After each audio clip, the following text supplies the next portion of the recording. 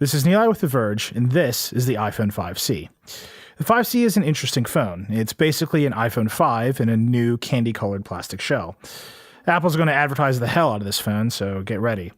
See, with every new iPhone since the 3GS, Apple's kept the old model around at $99 and the 2-year-old model around for free. So last year, when the iPhone 5 came out, the old 4S dropped to $99 and the even older iPhone 4 was free. This year, Apple's trying something different. Instead of keeping the iPhone 5 around, Apple's replacing it with the iPhone 5C, which is almost exactly the same inside, but comes in a cheaper plastic shell. That plastic shell means the 5C comes in a bunch of fantastic-looking glossy colors, a fun trend started by Nokia in recent years. You can get it in green, blue, yellow, pink, and white, and it looks and feels great. It's a little bit bigger and heavier than an iPhone 5 or 5S, but it's much more solid than other plastic phones like the Samsung Galaxy S4 or whatever it is that LG is doing. You can also get Apple's official rubber case in a bunch of colors, so you can mix and match. It's a little weird that the case clips the word iPhone to non on the back, but it's not really a big deal. Inside, the 5C is almost exactly the same as the iPhone 5. It's the same A6 chip, the same Retina display, the same 8-megapixel camera on the back. If you've ever used an iPhone 5, nothing about the 5C will surprise you, except for the colors, which are really colorful. There are some small internal differences.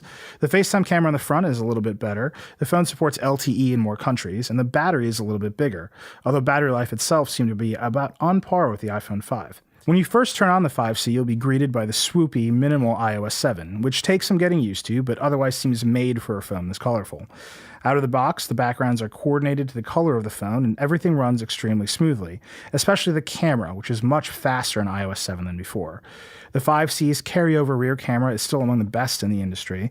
Really only the 5S and the Lumia 1020 have any claim to being better, and that new front shooter does a far better job in low light, for all those late-night FaceTime sessions and ill-advised selfies in the bar.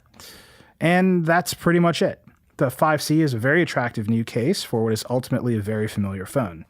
That's not a bad thing, but if you're looking for the state-of-the-art, you'll want to look at the iPhone 5S or a competitor like the HTC One or Galaxy S4. But if you're feeling like a pop of color on an otherwise gray day and you don't want to spend anything more than $99 on a 2-year contract, the iPhone 5C is clearly your best choice.